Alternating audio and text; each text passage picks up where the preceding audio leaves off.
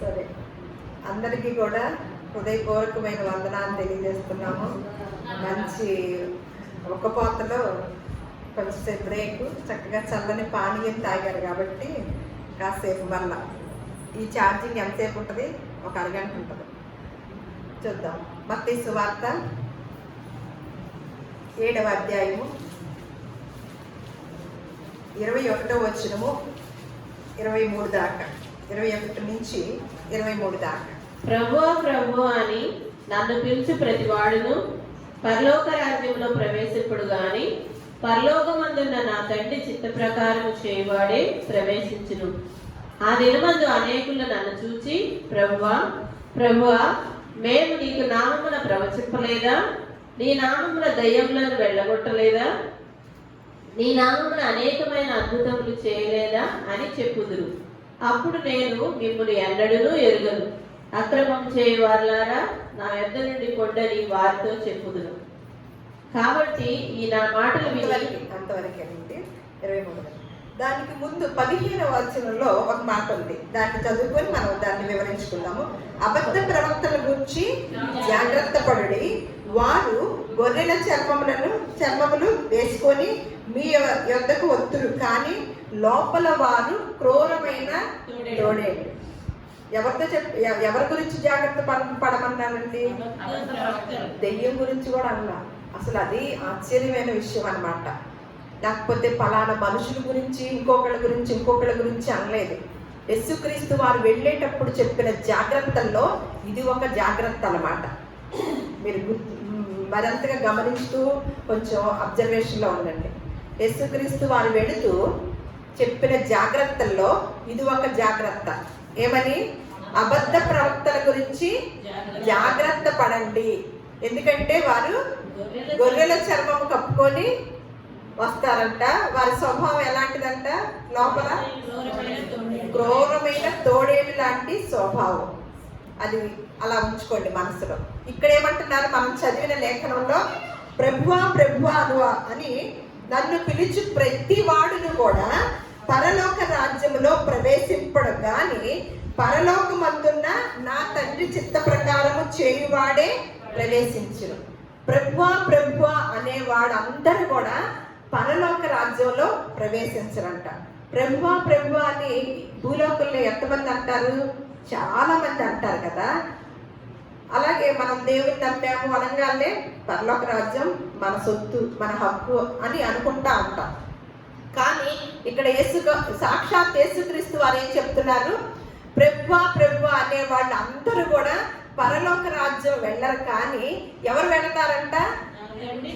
దేవుని యొక్క చిత్తాన్ని నెరవేర్చే వారే పరలోకానికి వెళతారు. ఎందుకంటే దేవునికి ఒక చిత్తము, ఒక సంకల్పం ఉంది, దేవునికి ఒక ఉద్దేశం ఉంది. మరి ఆయన యొక్క ఉద్దేశాన్ని, ఆయన చిత్తాన్ని ఎవరు గమనించుతున్నాం, ఎవరు గ్రహించుతున్నాము, ఎవరు అడుగుతున్నాం? మనం మొన్న కూడా మాట్లాడుకున్నాం. ప్రభు మనస్సును ఎరిగిన వారు ఎవరున్నారు? ఎవరు లేరు కాబట్టే ప్రశ్నార్థకంగా ఉంది. కానీ బైబిల్ గ్రంథంలో మన పూర్వీకుల చరిత్రలో కనుక చూసినట్లయితే దావీదు గారు దేవుని యొక్క ఉద్దేశాలన్నీ కూడా నెరవేర్చిన వాడుగా ఆయన మనం చూస్తాం. అందుకనే దేవుడు ఏమంటున్నాడంటే, నా హృదయానుసారుడైన, నా ఇష్టానుసారుడైన మనుషుడు దావీదు అని తెలియజేస్తున్నాడు. ఇక్కడ ఏమంటున్నారు? సాక్షాత్ యేసుక్రీస్తు వారే ఏమంటున్నారు? ప్రభువా ప్రభువా అనే వారెవరు కూడా పరలోక రాజ్యం చేరరు. ఇది గుర్తుపెట్టుకొని ఉండండి. ఎవరు చేరతారు? ఆయన చిత్తాన్ని, తండ్రి చిత్తాన్ని ఎవరైతే నెరవేర్చుతారో భూలోకంలో వారు మాత్రమే పరలోక రాజ్యంలో ఉంటారని సెలవిచ్చి ఇప్పుడు చెప్తున్న మాటలు చూద్దాం. అలా అనగానే ఏం చేస్తున్నారంట? అప్పుడు ఆయన అనగానే ఆ దినమందంట అయ్యో అనేకులు వచ్చేసారంట ఆయన దగ్గరికి. ఎవరు? ప్రవక్తలు వచ్చారంట. ఆ దినమందు అనేకులు వచ్చి, ఇదేంటి ప్రభు అంటమేంటి, మేము దానికన్నా ఎక్కువ కార్యాలు చేసాం, ప్రభు అని మాత్రమే కాదు, వాటికన్నా కూడా మేము అసలు చాలా గొప్ప కార్యాలు చేశాం కదా అని ఆ కార్యాలు ఏంటో వివరిస్తున్నారు. ఏమంటున్నాడు? ఆ దినమందు అనేకులు చూచి, ప్రభువా ప్రభువా, మేము నీ నామమున ప్రవచింపలేదా? నీ నామమున దెయ్యములు వెళ్ళగొట్టలేదా? నీ నామమున అనేకమైన అద్భుతములు చేయలేదా అని చెప్పుదురంట. ఈయనేమో అసలు స్టార్టింగ్ ఏమైనా మొదలెట్టారు, ప్రభువా అనే వాళ్ళు ఎవ్వరు కూడా వెళ్ళరు అంటే, ఈ చెప్పే వాళ్ళు ఏమంటున్నారు, దానికన్నా ఎక్కువ చేశాం మేము, నీ నామమున దెయ్యాలు వెళ్ళగొట్టాం, నీ నామమున ప్రవచనాలు చెప్పాం, నీ నామమున అద్భుతాలు చేశాం అని చెప్పుకుంటారంట. అలా చెప్పే వారిని ఏమంటున్నాడో చూద్దాం. అప్పుడు ఏమంటున్నాడంట దేవుడు, నేను మిమ్మును ఎన్నడను ఎరుగను.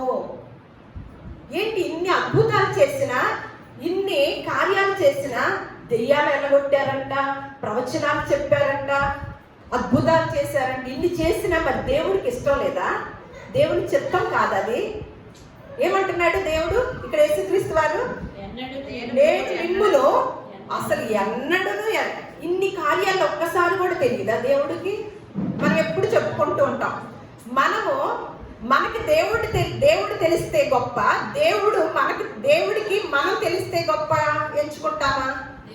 మాకు యేసుక్రీస్తు వారు తెలుసమ్మా, మాకందరికీ తెలుసు అంటాం. అలాగే నరేంద్ర మోడీ గారు మాకు తెలుసమ్మా అంటాం. నాకేంటి, ఈ భారతదేశం అంతా తెలుసు. కానీ ఆ ప్రధానమంత్రి గారికి మనం తెలుసా? తాడిగడపలో ఉన్న మనం తెలుసా? మరి దేవుడు అందరికీ తెలుసా? మరి దేవుడికి మనం తెలుసుంటామా? దేవుడికి మనం తెలియాలంటే ఏం చేయాలి? ఆయన చెప్పినట్లు వింటేనే కదా ఆయన దృష్టిలో పడతాము. దేవుడికి మనం తెలియాలంటే, దేవుడు అంటే ఊరికే దొరికేస్తాడా అందరికీ?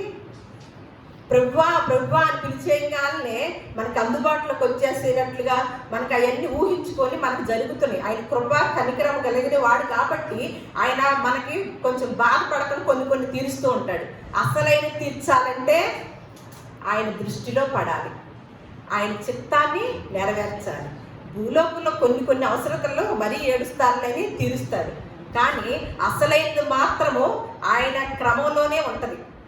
ఆ క్రమం తప్పకుండా ఉంటేనే ఆ క్రమంలోకి వెళ్తాం అన్నమాట.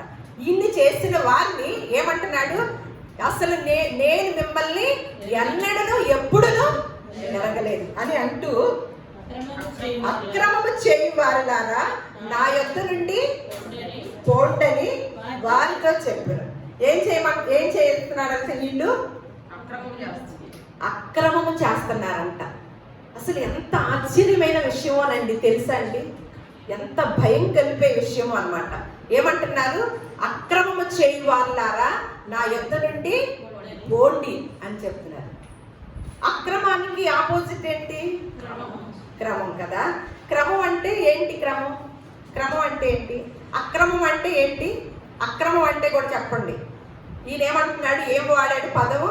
అక్రమము చేయి వారులారా నా యొద్ద నుండి. మీ దగ్గర క్రమం లేదు, అక్రమం ఉంది.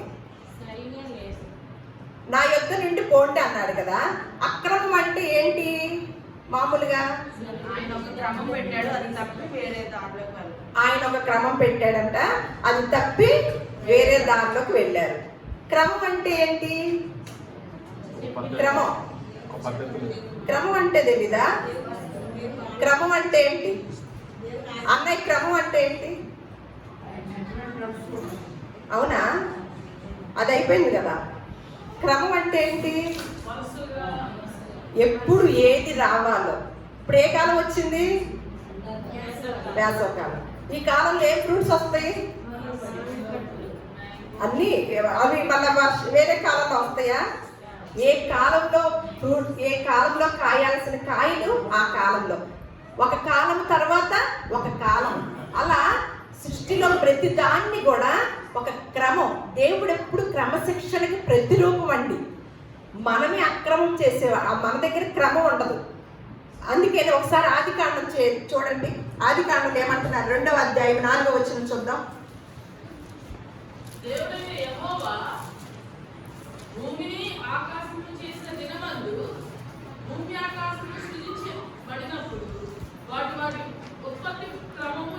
అంతవరకు దేవుడైన యెహోవా సృష్టి చేసేటప్పుడు ఏమంటున్నారు ఇక్కడ చూడు. భూమిని ఆకాశమును చేసిన దినమందు, భూమి ఆకాశమును సృజించబడినప్పుడు వాటి ఉత్పత్తి క్రమము ఇదే. అందుకని మనకి ఎంత ఆర్డర్గా ఆదికాండం 1వ అధ్యాయంలో మొదటి రోజు ఏం చేశారో, 2వ రోజు ఏం చేశారో, 3వ రోజు ఏం చేశారో అంత ఎడపెడగా ఉంటుందా, క్రమంగా కనపడిద్దా? మళ్ళీ అది కూడా ఒకటి సంతోషం ఏంటంటే ఈ సృష్టిలో మొదటి రోజు ఏం చేశారో అది మనకు తప్ప భూలోకంలో చాలా మందికి తెలియదండి. సృష్టి క్రమంలో మొదటి రోజు ఏం చేశాడో దేవుడు, 2వ రోజు ఏం చేశాడో ఒక క్రైస్తవులు, అందరు క్రైస్తవులు కాదు, మళ్ళీ అదే ఇందాక అన్నాం కదా, ప్రభు అనేవారు వెళ్ళరు. అంటే పరిశుద్ధ గ్రంథాన్ని పరిశీలించిన వారికి మాత్రము సృష్టిలో మొదటి రోజు ఏం చేశాడో దేవుడు, 2వ రోజు ఏం చేశాడో ఆ క్రమం అంతా కూడా తెలుస్తుంది. ఇప్పుడు దేవుడు కూడా క్రమంగా చేశాడా, లేకపోతే అక్రమంగా, లేకపోతే ఏదో ఎడపడగా ఏదో విధంగా చేశాడా? ఇక్కడ అంటే సృష్టి చేసేటప్పుడు కూడా ఉత్పత్తి క్రమము ఇదే, వాటి ఉత్పత్తి క్రమము ఇదే. అంటే ఈరోజు ఇది చేశాడు, ఈరోజు భూమి ఆకాశంలో చేశాడు, ఈరోజు సూర్యచంద్రులు చేశాడు, ఈరోజు ఇంకొకటి చేశాడు, పక్షుల్ని, అలా జీవరాశిని అలా లైన్గా జరిగించుకుంటూ వచ్చాడు కదా. అంటే దేవుడే క్రమశిక్షణకు మారుపేరై ఉండి తన బిడ్డలను కూడా క్రమంగా ఉండాలనుకున్న దేవుడు ఇక్కడ ఉన్న యాజకులు ఏం చేస్తున్నారంటే, ప్రవక్తలు నీ నామమున దెయ్యాలు వెళ్ళగొట్టలేదా, నీ నామమున ప్రవచించలేదా, నీ నామమున అద్భుతాలు చేయలేదా అంటే ఏమంటున్నారు? అక్రమము చేయువారులారా. మనకి భూలోకంలో ఎక్కువగా క్రైస్తవ్యంలో ఏమి కనపడతాయండి? ఏమి కనపడతాయి? మరి అక్కడ ఏముందండి? యేసుక్రీస్తు వారు చెప్పిన మాటే కదా, ఇక్కడ మనదేం సొంత మాట లేదు కదా. ఎక్కువగా ఏ కోటాలు పెద్ద పెద్ద మీటింగ్స్లో అందులో లక్షలాది మంది వచ్చే ప్రజల మధ్యన ఏం జరుగుతూ ఉంటున్నాయండి? దెయ్యాన్ని వెళ్ళగొట్టే పనేనా, అద్భుతాలు చేసే పనేనా, స్వస్థతలు చేసే పనేనా? మళ్ళేమంటారు, మరి అలనాడు యేసుక్రీస్తు వారే చేశారు కదా, అపోస్తలులు చేశారు కదా, అవన్నీ జరిగినాయి కదా, రాసి పెట్టి ఉంచారు కదా, ఇవన్నీ ఉన్నాయి కదా, ఇప్పుడు చేస్తే తప్పేంటి అని ప్రశ్న వేస్తారు కదా. దానికి ఒక మాట చూద్దాం ఒకసారి. గలతీయులకు రాసిన పత్రిక 2వ అధ్యాయం 14వ వచనం. గలతీయులకు రాసిన పత్రిక 2వ అధ్యాయము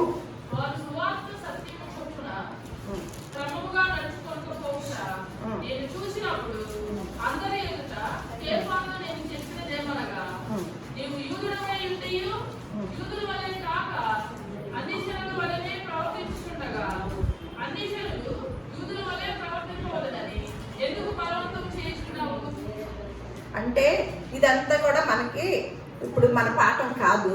ఇక్కడ పౌలు గారిది అలాగే పేతురు గారిది సంభాషణ అన్నమాట. పౌలు గారు పేతురు గారు మాట్లాడు. పేతురు గారు ఎవరు? యేసుక్రీస్తు వారి శిష్యుడిగా కొనసాగించాడు మొదటి నుంచి. పౌలు గారు ఎప్పుడు వచ్చారు? యేసుక్రీస్తు వారు మరణించి తిరిగి లేచాక వచ్చారా, అలాగే పేతురులాగా శిష్యుడిగా వెంబడించాడా? పౌలు గారు ఎప్పుడు వచ్చారు? పేతురు ఎప్పుడు వచ్చాడు? యేసుక్రీస్తు వారు ఉన్నప్పటి నుంచి ఆయన్ని వెంబడించిన శిష్యుల్లో ఒకడనమాట. పౌలు గారు ఎప్పుడు వచ్చారు? యేసుక్రీస్తు వారు ఉన్నప్పుడే వెంబడించాడా? ఎప్పుడు వచ్చాడు? యేసుక్రీస్తు వారు చనిపోయి తిరిగి లేచి వెళ్ళిపోయాక వచ్చిన నమ్మిన వ్యక్తి అన్నమాట. పేతురు గారు ఏమన్నా విశ్వాసులకు వాక్యం పరిచయం చేస్తుంటే, పేతురు గారు విశ్వాసుల మధ్యన సేవ చేస్తుంటే, పౌలు గారు అన్ని జనుల మధ్యన సేవ చేసి గొప్ప వ్యక్తిగా ఇక్కడ లిఖించబడింది అనమాట. ఈ పౌలు ఏమంటున్నాడంటే, ఇక్కడ తక్కిన యూదులతో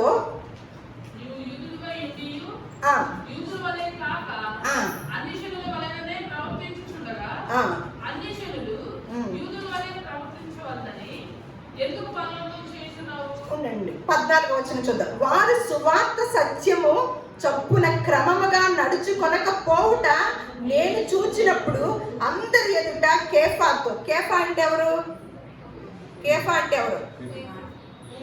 ఒకళ్ళిద్దరు మాటలు వినపడుతున్నాయి, మనం చదివితేనే కదా బైబిల్ గ్రంథం. పేతుడికి ఇంకొక పేరు ఏముంది? కేఫా అని. అందుకని అంటున్నాడు అనమాట పౌలు గారు. ఏమంటున్నాడు ఇక్కడ? సువార్త సత్యము చొప్పున.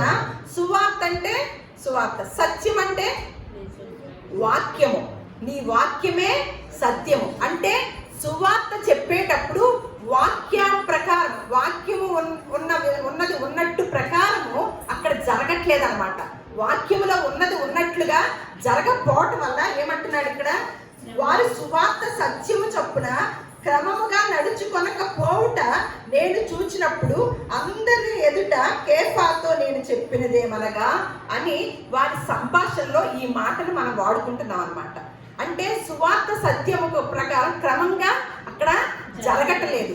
అలాగే యేసుక్రీస్తు వారు ఉన్న కాలంలో ఆయన దేవుని కుమారుడై వచ్చాడని నమ్మారండి. యేసుక్రీస్తు వారి కాలంలో ఆయన జీవించిన కాలం అంతట్లో కూడా ఆయన దైవ కుమారుడుగాను దేవుని కుమారుడుగా భూలోకానికి వచ్చారని ఆయన్ని నమ్మారా? ఆయన ఇంట్లో వాళ్ళన్నా నమ్మారా? ఆయన చనిపోయే వరకు వారి సహోదరులు కూడా నమ్మినట్లుగా మనం చూడలేదన్నమాట. రాసి ఉంచారు, ఇక్కడ ఉంది. అలా ఒకసారి యోహాను సువార్త చూద్దాము, 20వ అధ్యాయము.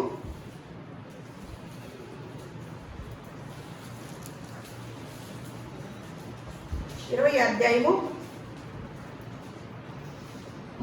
30వ వచనము మరియు 29 చూసి 30-31 చదువు. యేసు, నీవు నన్ను చూచి నమ్మితివి, చూడక నమ్మిన వారు ధన్యులని అతనితో చెప్పెను. మరియు అనేకమైన ఇతర సూచక్రియలను యేసు తన శిష్యుల ఎదుట చేసెను. అవి ఈ గ్రంథమందు వ్రాయబడి ఉండలేదు గాని యేసు దేవుని కుమారుడైన క్రీస్తు అని మీరు నమ్మునట్లును నమ్మి ఆయన నామమందు జీవము పొందినట్లు ఇవి వ్రాయబడెను. అంతవరకు ఏమంటున్నారంటే, యేసుక్రీస్తు వారు నీవు నన్ను చూచి నమ్మితివి, చూడక నమ్మిన వారు ధన్యులని చెప్తూ ఏమంటున్నాడు, మరియు అనేకమైన ఇతర సూచక క్రియలను యేసు తన శిష్యుల ఎదుట చేసెను. అవి ఈ గ్రంథమందు రాయబడి ఉండలేదు కానీ ఇక్కడ మాట అన్నమాట, యేసు దేవుని కుమారుడైన క్రీస్తు అని మీరు నమ్మునట్లును నమ్మి ఆయన నామమందు జీవము పొందినట్లు ఇవి రాయబడిన. ఏది? సూచక క్రియలు, అద్భుతాలు. ఏమని, ఎందుకు జరిగించటం అయిందంట? ఏమని? యేసు దేవుని కుమారుడై ఉన్నాడు అని, వచ్చాడు అని తెలియటం కోసము ఏం చేశాడంట యేసుక్రీస్తు వారు? కొన్ని సూచక్రియలు, అద్భుతాలు ఇవన్నీ చేయటం జరిగింది. ఇప్పుడు యేసు దేవుని కుమారుడని ఎంతమందికి నమ్మాం?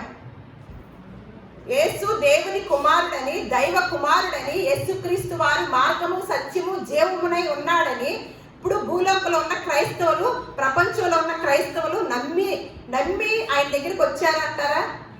ఉన్నారా? నమ్మారా? యేసుక్రీస్తు దేవుని కుమారుడని నమ్మారప్పుడు. అప్పుడు ఏం చేశారు? యేసుక్రీస్తు వారి కాలంలో ఆయన్ని నమ్మారా? అందుకని ఏం మాట వాడారు? చూసి నమ్మిన వారి కన్నా చూడక నమ్మిన వారు ధన్యులని ఆ మాట చెప్పి ఇలాంటి అద్భుతాలు ఎన్నో చేశాడంట. ఎందుకు చేయాల్సి వచ్చింది? దేవుని కుమారుడు యేసు దేవుని కుమారుడైన క్రీస్తు అని మీరు నమ్మునట్లును. మరి ఆయన చనిపోయే వరకు కూడా నమ్మలేదు కదా. ఆయన రాజుగా వచ్చాడన్నా కూడా ఎవరికీ తెలియలేదు కదా. అప్పుడు ఏం చేయాలి? మరి యేసుక్రీస్తు వారు దేవుని కుమారుడు అని చెప్పాలి కదా, తెలియచేయాలి. తెలియచేయాలంటే ఏం చేయాలి? ఏమైనా చేస్తేనే కదా, మనకు కూడా అంతే కదా, ఒక అద్భుతం జరిగితేనే కదా మనం కూడా వెంబడించేది. అలాగే ఆ దినాల్లో కూడా అలా దేవుని కుమారుడిగా గుర్తింపు పొందాలంటే జరగాలన్నమాట.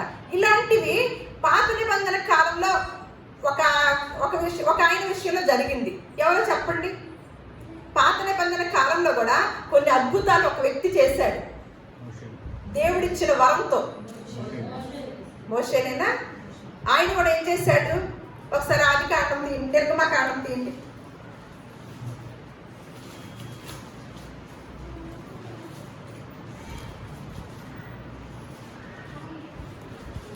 4వ అధ్యాయం.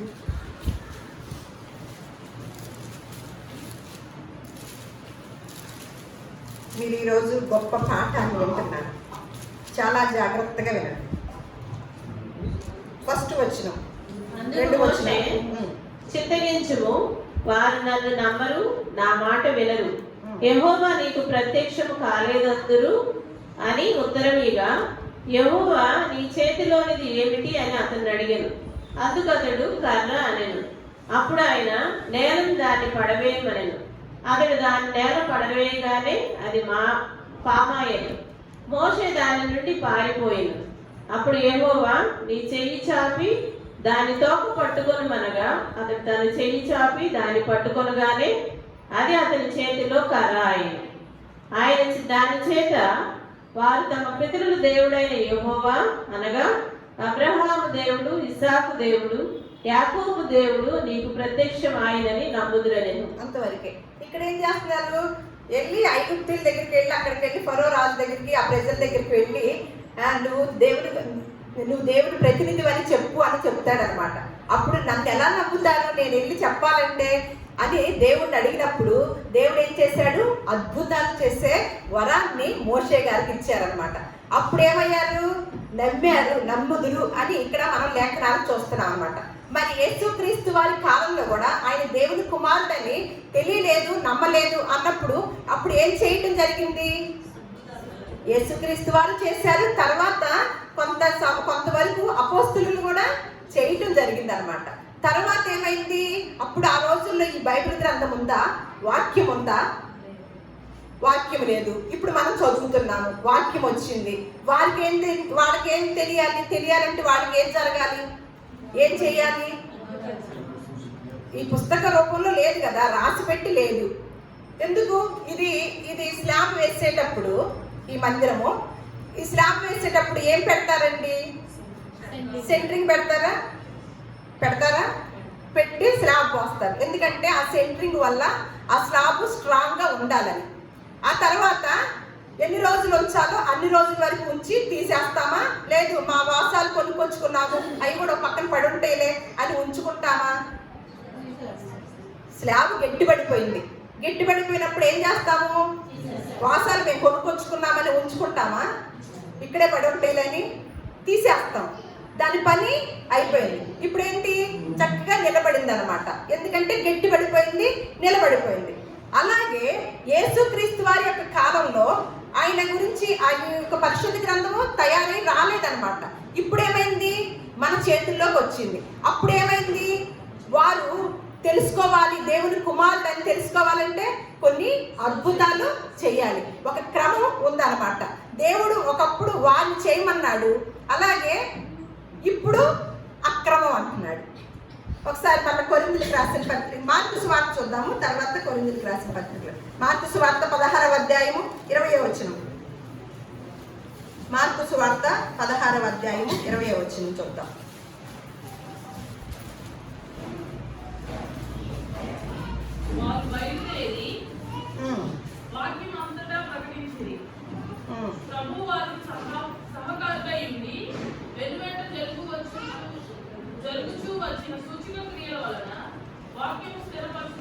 ఇక్కడ చూడండి, జాగ్రత్తగా చదవాలండి బైబిల్ గ్రంథం అంతా కూడా.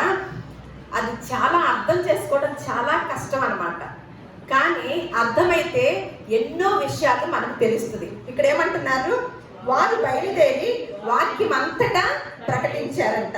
ప్రభు వారికి సహకారుడై ఉండి వెనువెంట జరిగించుచు వచ్చిన సూచక క్రియల వలన ఏమి స్థిరపరిచారంట? వాక్యాన్ని. అంటే వాసాల వల్ల ఏమి స్థిరపరిచాము? స్లాబ్ని. వాసాలు ఏమైపోయింది? తర్వాత ఉన్నాయా? ఇప్పుడు సూచక క్రియల వలన దేన్ని స్థిరపరిచారంట?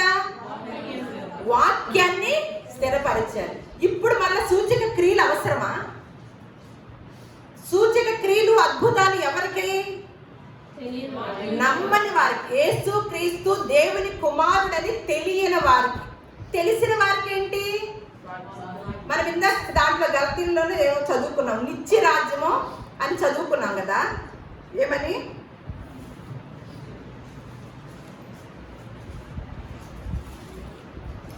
యోహాను సువార్తలో చదువుకున్నాం 20వ అధ్యాయం 30వ వచనంలో. అక్కడ ఏమని? నిత్య రాజ్యాన్ని మనకి అనుగ్రహిస్తాడని కదా. ఇప్పుడు మనకేంటి అవసరత?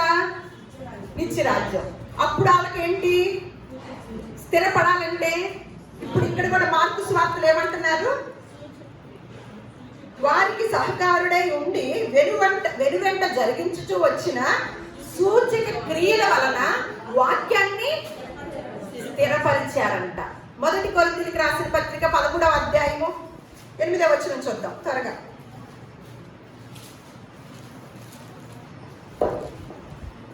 ప్రేమ శాశ్వత కాలముండును, ప్రవచనములైనను నిరర్ధకములగును, భాషలైనను నిలిచిపోవును, జ్ఞానమైనను నిరర్ధకమవును. అంతవరకు ఇక్కడ ఏమంట? ప్రేమ శాశ్వత కాలం ఉండును. ప్రేమ అంటే ఎవరి ప్రేమ? 2 ప్రేమికులు ఇద్దరు ప్రేమించుకున్న ప్రేమ కాదు. దేవుని ప్రేమ అంట శాశ్వత కాలం ఉండునంట. ఏమి నిలిచిపోతాయి అంట? నిరర్ధకము ఏమైపోతాయి అంట? ప్రవచనములైనను నిరర్ధకములై పోవును. అలాగే ఇంకోటి భాషలైనను. మరి పౌలు గారు ప్రవచనాలు అలా అయిపోతాయి, భాషలు ఆగిపోతాయి అంటే మళ్ళీ మేము దాన్ని కొనసాగిస్తున్నామంటే ఏమవుతుంది? క్రమం అవుతుందా? అక్రమం అవుతుందా? ప్రవచనాలు అక్కర్లేదు. ఇప్పుడు ప్రవచనాలు చూస్తున్నాంగా. ఒక ఆ అమ్మాయి పుట్టింది, ముందు రెండోసారి అబ్బాయి కావాలని కోరుకుంటారు చాలా మంది. వాళ్ళు గర్భిణీతో ఉన్నారు, వాళ్ళు బాగా కోరికతో ఉన్నారు మగపిల్లాడు కావాలని. చాలా మందికి తెలిసి ఉంటుంది కదా. అందులో చాలా మంది మేము వింటూ వచ్చాము ఇదివరకు రోజుల్లో. ఏమని? ఇదిగో నా కుమారి నీకు బాబునిస్తున్నాను అని చెప్తారు. ఈ మనిషి ఏం చేశాడు? వాళ్ళ ఆవిడ దాకా ఫిక్స్ అయిపోయాడు అనమాట. చివరికి హాస్పిటల్కి లోపల రూమ్లోకి థియేటర్లోకి తీసుకెళ్ళారు ఆపరేషన్ చేయడానికి. ఆ థియేటర్లోకి వెళ్ళాక ఆవిడకి డెలివరీ అయింది. ఈలోపు నర్సు నవ్వుకుంటా వచ్చేసింది. వెంటనే తీసి ఒక 1000 రూపాయలు ఇచ్చేసాడు. ఏంటంటే నా కోరిక తీరిపోయిందని. ఏంటమ్మా అంటే అమ్మాయి పుట్టిందండి. మరి ప్రవచనం ఏమైపోయింది? ప్రవచనం ఏమైపోయింది? ఎలా ఫిక్స్ అయిపోయాడు? అబ్బాయి పుడతాడు. ఎందుకు? పెద్ద వాళ్ళు చెప్పారు ప్రవచనాలు. ఇక్కడ ఏమంటున్నాడు? ప్రవచనములైనను నిరర్ధకములైనను, అలాగే భాషలు నిలిచిపోను అని చెప్పిన వ్యక్తి కదా పౌలు గారు. మరి మేము ఈ చేస్తాము అంటే ఏమంటారు? అక్రమం అయిపోయింది, క్రమం కాదు, ఇప్పుడు పని అది కాదు అని చెప్తాం. మళ్ళీ ఒకసారి ఫిలిప్పీలకు రాసిన పత్రిక కూడా చూద్దాము. ఫిలిప్పీలకు రాసిన పత్రిక 3వ అధ్యాయం 16వ వచనం.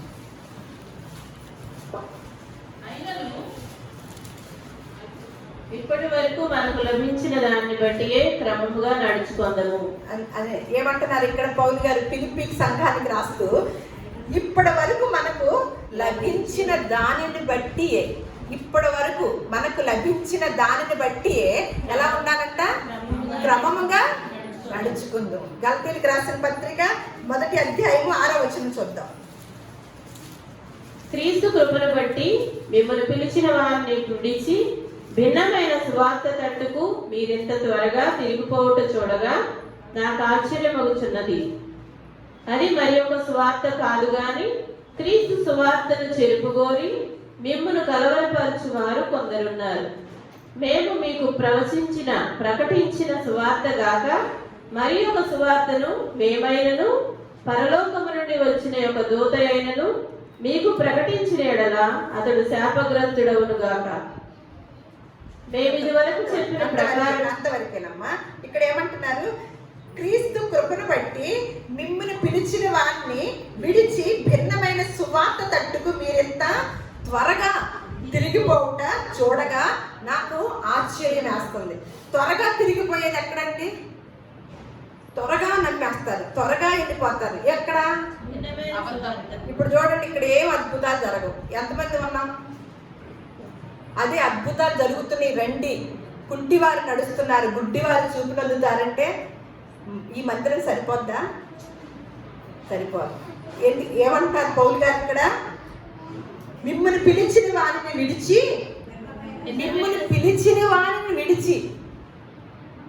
ఎవరిని పట్టుకొని ఎలాడుతున్నారు? ఇప్పుడు అద్భుతాలు చేసేవారు పట్టుకొని ఎలాడుతున్నారా? యేసుక్రీస్తు వారిని పట్టుకొని ఎలాడుతున్నారా? ఎవరైతే ఆ వరాలు ఉన్నాయో అని చెప్తారో, స్వస్థత వరాలు, అద్భుతాలు, సూచక క్రియలు, దెయ్యాలు వెళ్ళగొట్టే వరాలు ఎవరైతే ఉన్నాయో వాళ్ళని వెనకాల పడతారా? లేకపోతే పిలిచిన వాడు నమ్మదగిన వాడు కదా, ఆయన చూసుకుంటాడులే అని ఆయన వెంబడిస్తున్నారా?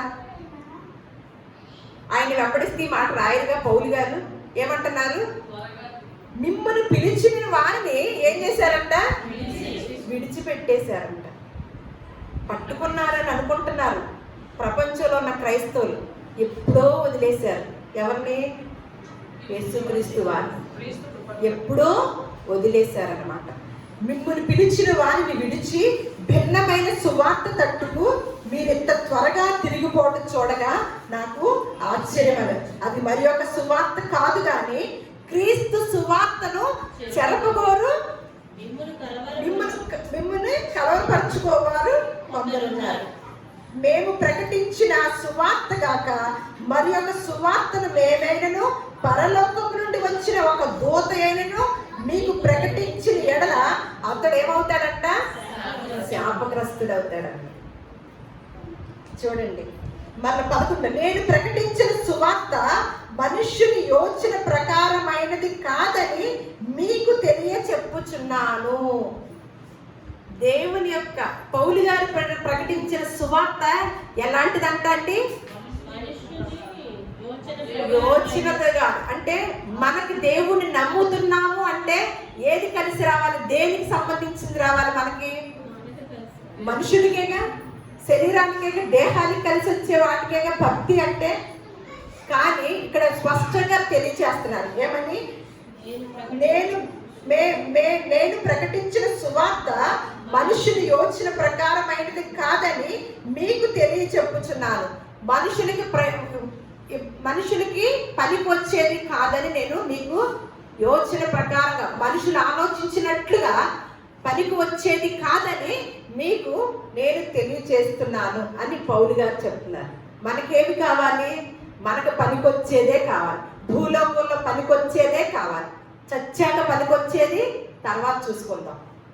కానీ వీళ్ళ సువార్త ఏంటి? చచ్చాక పనికొచ్చే సువార్త చెప్పారు. దీన్ని ఏం తారుమారు చేశారు.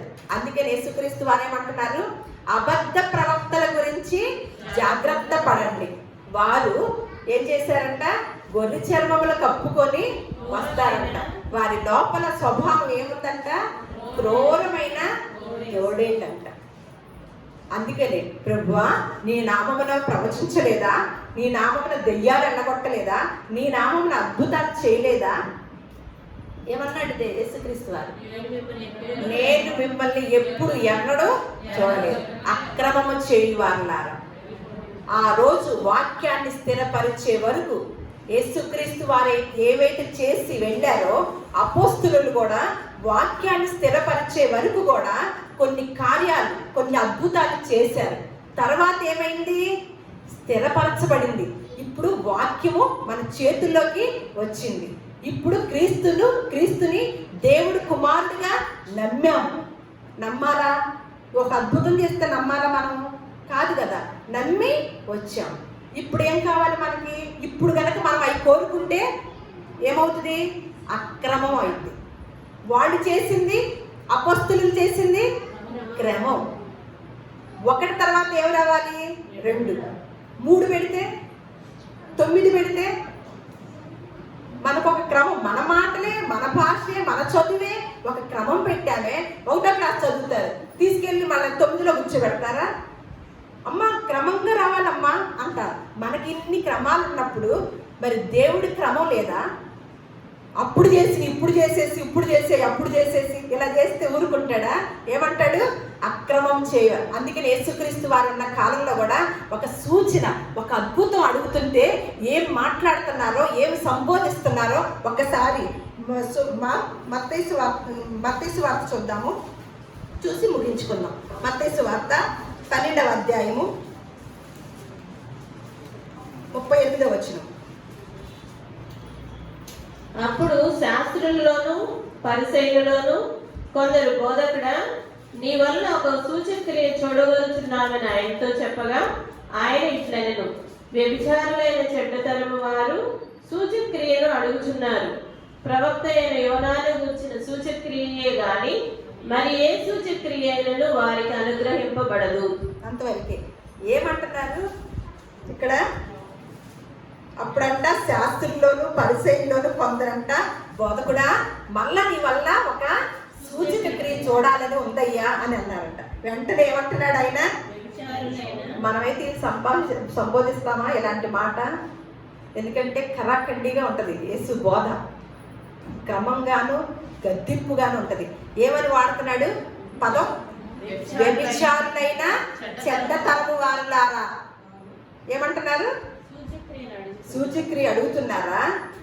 అప్పుడు యోనా దగ్గర జరగలేదా? ఇంకెన్ని కావాలి మీకు? యోనా 3 రాత్రింబవళ్ళు చేప కడుపులోకి వెళ్ళి రాలేదా బయటికి? అదే మీకు అని ఏమని సంబోధిస్తున్నాడు? వ్యభిచారులైన చెడ్డతరం వారు. మనకేం కావాలి ఎప్పుడు? సూచక క్రియలు, అద్భుతాలు. అందుకని చూసి నమ్మిన వారి కన్నా చూడక నమ్మిన వారు ధన్యులు. అక్రమము చేయువారులారా నా యొద్ద నుండి పారిపోండి, నేను మిమ్మల్ని ఎప్పుడూ చూడలేదు. ఏంటి ఇంత సేవ చేసినానా? చూడలేదా? యేసు ప్రభు వారు వెళుతూ చెప్పిన జాగ్రత్తలో మొట్టమొదటి జాగ్రత్త, అబద్ధ ప్రవక్తల గురించి జాగ్రత్త పడండి. దేహాన్ని చంపే వారికి భయపడనక్కర్లేదు. ఆత్మని దేహాన్ని, మాట ఉంటుంది కదా, ఆత్మని చంపే వారికే, ఆత్మకు శిక్ష వేసే వారికే మనము భయపడాలన్నమాట. ఈ ఆత్మ సదాకాలం నిత్యరాజ్యంలో ఉండాలంటే ప్రభువా ప్రభువా అంటే కుదరదు. ఆయన తండ్రి చిత్తాన్ని నెరవేర్చేవారే దేవుని రాజ్యంలో ఉంటాం. అందుకని తండ్రి చిత్తం ఏంటి?